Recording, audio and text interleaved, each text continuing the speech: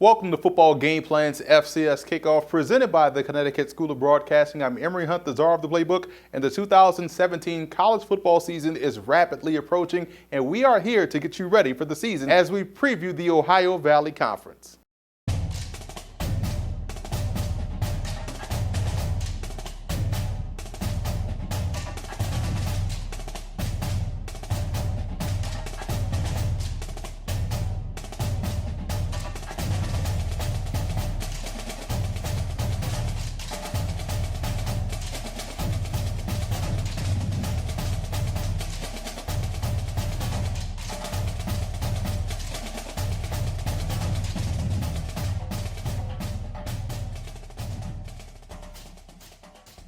Here's a look at what we have in store for you guys in this season's preview. We'll take a look at some of the incoming talent in our recruiting roundup. We'll hand out some superlatives, including our preseason all-conference team in our conference preseason awards segment. And we will also take an early look at some of the 2018 NFL draft prospects that you want to keep an eye on this season. But first, let's kick things off by taking you around the Ohio Valley Conference as we go into our 4-minute offense. Jacksonville State has been the model of consistency under head coach John Gross. The Gamecocks have finished the last 3 seasons with 10 or more wins, 3 straight OVC titles, and 3 straight trips to the FCS playoffs. This year, they lose a ton of playmakers at key positions, but are they in rebuild mode or are they just reloading? Judging by how well they've recruited over the last few years and how many returning lettermen that they are on this roster, it's safe to say that they are reloading and should once again be amongst the FCS elite. There's a lot of excitement this year in Cookeville, Tennessee, as second-year head coach Marcus Satterfield leads his Golden Eagles into the season, coming off an impressive 5-6 campaign that saw them finish 5-3 in the Ohio Valley Conference. The immediate offensive returns in Satterfield's first season were big time. Tech averaged 26.9 points a game and 45 points a game in the last 2 contests against Tennessee State and Murray State. Now, Tennessee Tech started to find some balance last season, and the late season momentum is going to be a good thing to have as they head into 2017.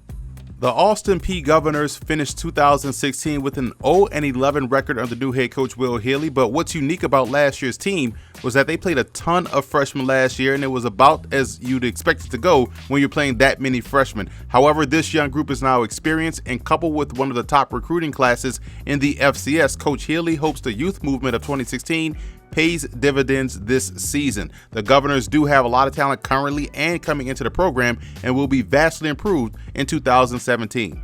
Tennessee State's head coach Rod Reed doesn't get a lot of credit for the coaching job he's done with the Tigers, and it's not just about his on-the-field success, but the success he has in bringing in transfers from other programs and getting them to maximize their talent. This season, the Tigers will have 5 former FBS transfers and 1 former FCS transfer on the roster playing significant roles this season. The biggest being the University of Florida quarterback transfer Treyon Harris, who is slated to start this year for the Tigers. Coach Reed does a great job of recruiting and developing players that he brings in traditionally, while also creating the right environment for transfers to come in, hit the ground running, and have success. In college football, you're only as good as your ability to recruit and develop the players that you bring into your program. And this past signing day, there was no shortage of future impact players added to the conference. So let's hit the recruiting trail to see how well these teams recruited this past offseason. Jeremiah Oatsville was a crown jewel of the Governor's recruiting class. The 6'1", 200-pound QB turned down many power FCS programs and some FBS mid-majors to sign with Austin Peay. Oatsville has a lot of Johnny Manziel-like to his game or skills to his game and has a chance to compete for the starting job as a freshman. This was a huge signing for head coach Will Healy, as Oatsville has the skills to be a program changer. Eastern Illinois has a history of talented running backs, and Rodarius Brooks out of Birmingham, Alabama, in my opinion, will be the next in line. And what I like about Brooks is his ability to slip tackles. He's a back that will be classified as a chain mover and one that is always falling forward for positive yards. Brooks also has underrated acceleration, showing off the ability to rip off long runs. Eastern Kentucky landed a talented perimeter player and wide receiver Jackson Bierman. He's 6'5", 200 pounds with room to fill out his frame without losing speed. The Colonels lost a tall wideout in Devin Borders to graduation and went out and found another one that is similar in style but has a bit more speed. Bierman is one of those rare players that actually plays his height, as he can go up above the rim and win the 50-50 ball. The Gamecocks have a strong tradition of excellent defensive line play that has been the hallmark of the John Gross era. Daryl Hodge is a guy that has the potential to be the next great Gamecock defensive lineman. That's not hyperbole either. When you watch him on film, you immediately notice how functionally strong he is for a high school football player, and he never gives up on a play. So when you combine his strength and his want to with that JSU coaching staff, you're going to get a special player. I like the savvy of Murray State signee Jaquez Hill. The 6'1", 230-pound edge rusher has a variety of moves for a high schooler. You see his shoulder dip, push-pull rip, arm over, and a vast amount of other moves as he comes off the edge. He's going to be one heck of a player for the Racers. Terrence Bryant brings great closing speed to the secondary for Southeast Missouri State. His ability to shrink space will help in both run support and separating the receiver from the football like he did many times on his high school film.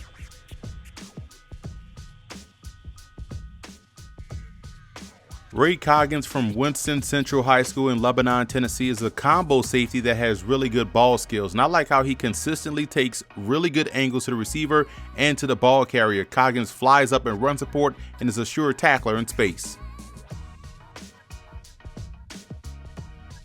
UT Martin grabbed a tremendous athlete in John Ford Jr. He really shows good change of direction skills, which probably comes from him excelling on the basketball court as well. The Skyhawks are getting themselves a very good backer that can bring it off the edge and shows above average awareness for the position.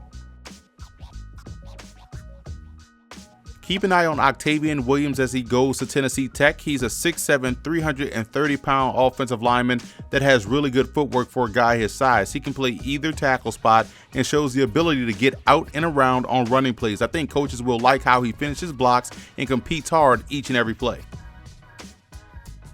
This conference is filled with talented players across the board, and what better way to illustrate that than to unveil our 2017 preseason all-conference team. Starting with the offensive side of the ball, Tennessee State wide receiver Patrick Smith headlines our list. A 6', 190-pound senior led the Tigers in receiving last year with 966 yards and 13 touchdowns. Running back Yadid Thinrat was the guy that burst onto the scene as a freshman by leading the Golden Eagles in rushing with over 700 yards, averaging 4.4 yards a carry. And the offensive line boasts a good group as well. There's a lot of size and athleticism up front, led by UT Martin senior Robert Burley. Tennessee Tech wide receiver Dantes Boyd was a big playmaker for the Golden Eagles last season. Boyd led the team in receiving in all three categories: receptions, yards, and touchdowns. He was also the team leader in kickoff return yardage as well, finishing 2016 averaging 26 yards a return, bringing one back for a touchdown. Moving over to the defensive side of the ball, you can see that it's dominated by Jacksonville State. The Gamecocks have 5 players listed here on this preseason all-conference team, and just like we said in the open, this team is reloading, not rebuilding. And I'm a big fan of linebacker Chad Meredith of Southeast Missouri State. The 6'5", 225-pound backer finished the 2016 season with 86 tackles, 10.5 TFLs, and 4 sacks. One JSU Gamecock defender that stands out is linebacker Joe McCandless. He's the type of backer that is always around the football. The senior linebacker was in on 64 tackles last season, 7 TFLs, and 1.5 sacks. McCandless also is effective in pass defense, picking off a pass, bringing it back for a touchdown, and breaking up another 3. So look for his numbers to jump again this season for JSU. On the special teams, the Tennessee State Tigers are well represented with returnman Chris Rowland and kicker Lane Clark, and punter Keith Razuzwick of Eastern Kentucky has pro potential. The 5'11", 202-pound punter averaged 42 yards a punt, forcing 25 fair catches and downing 28 inside the 20-yard line. Now let's take a look at the best in the OVC by position in our conference superlative segment. The best group of quarterbacks go to the UT Martin Skyhawks, who are led by senior QB Troy Cook. Last year, the 6'1", 206-pound signal caller threw for over 2,300 yards and 22 touchdowns. They also have a very talented backup in sophomore Kyle Aiken, who has very similar skills to Troy Cook. One of the biggest reasons for optimism for Austin Peay this year is due to the fact that they can run the heck out of the football, which is easy to do when you have the best group of running backs in the OVC. The Governors have a nice duo of talented tailbacks with Kentel Williams leading the way. Williams finished the year with 540 yards on the ground, averaging 5.4 yards a carry. His running mate Kendall Morris finished with 338 yards at 4.4 yards a clip. For the second year in a row, the Tennessee State Tigers can lay claim to the best receiving core in the OVC. Patrick Smith is the elder statesman, while the Tigers got big-time help last year from two freshmen in Stephen Newbold and Chris Rowland. That trio combined for 2,000 yards receiving, over 2,000 yards receiving, and 19 touchdowns. Eastern Illinois has a ton of talent up front as they take home the best offensive line title. They are led by two all-conference performers in Austin Aiken and Louis Velopa. The Panthers' offensive line paved the way for one of the more dominant rushing attacks in the OVC. And we have a tie for the best defensive line between the Jacksonville State Gamecocks and the Tennessee State Tigers. Darius Jackson is an NFL prospect, and Randy Robinson does a great job of getting interior penetration.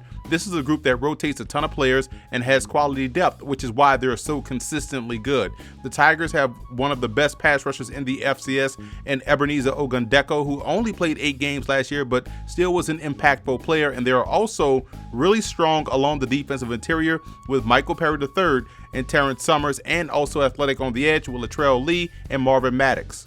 Jacksonville State owns the best group of backers as well. Saran Neal, who's listed as a safety, but he's more of an outside backer in his defense, is a tackling machine and has great sideline-to-sideline speed. Neal finished last season with 80 tackles, 11.5 TFLs, and an interception. Joel McCandless and Quan Stoudemire also round out an excellent group. And UT Martin boasts an impressive secondary with two premier talents in Tay Martin and Khalid Hagans. Martin ran back 2 picks for touchdowns, while Hagans led the team with 4 INTs. Safety Joseph Esty is another good ball hawk back there, finishing last year with 3 picks himself and 6.5 TFLs. I like what Tennessee State has in the special teams department. Their returner Chris Rowland led in both punt return and kickoff return yardage. Kicker Lane Clark connected on 17 of 25 of his field goal attempts and was 4-5 from 50 plus. And finally, punter Austin Rowley gets great hang time on his punts and is a very good directional punter as well, downing 10 inside the 20-yard line. In the 2017 NFL Draft this past April, we saw 15 prospects from the FCS get their names called, and many more have signed free agent deals in the NFL and also in the CFL. And this is shaping up to be yet another strong class in the football championship subdivision. And here are a few guys that you want to keep an eye on for the 2018 NFL Draft. The OVC has always produced some really good NFL-type talent over the years. This season, you look at guys like Ebenezer Ogundeko of Tennessee State, Jordan Gandy of Murray State, and Khalid Hagans of UT Martin, and you see guys that have been on the radar for quite some time. I like Patrick Smith's game and how he accelerates to the ball as he's tracking it downfield, and Chad Meredith, the linebacker out of Southeast Missouri State, will remind some people of former South Dakota Coyote star Tyler Starr, a tall, rangy linebacker with versatility. Darius Jackson of Jacksonville State is one heck of an edge prospect projecting forward. At 6'3", 237, Jackson shows the functional strength and the want to stop the run, as well as the burst and athleticism to be a disruptive player pressuring the quarterback. I'm excited to fully evaluate his game going forward to see what he brings to the table. We've now reached the part of the show where it's time to go more in depth on what we can expect within the conference in 2017.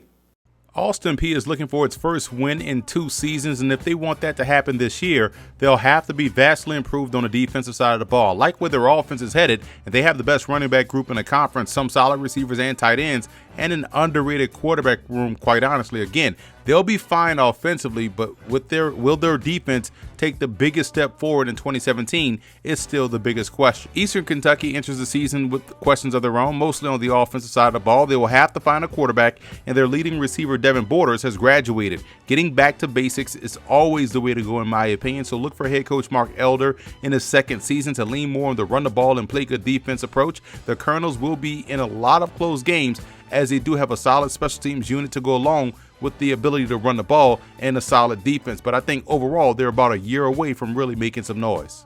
Speaking of a lot of close games, the Southeast Missouri State Redhawks were in their fair share last season. The big reason why was because their offense struggled to finish drives with touchdowns. And if we're being honest, they entered the season with the same offensive questions. That's where they'll have to be better in 2017. Now, despite some of the losses on defense, I still think they'll be solid enough to duplicate what they did last year. The Redhawks won't be a gimme opponent for anyone on the schedule, but how big of a nuisance will depend on an improved offensive attack.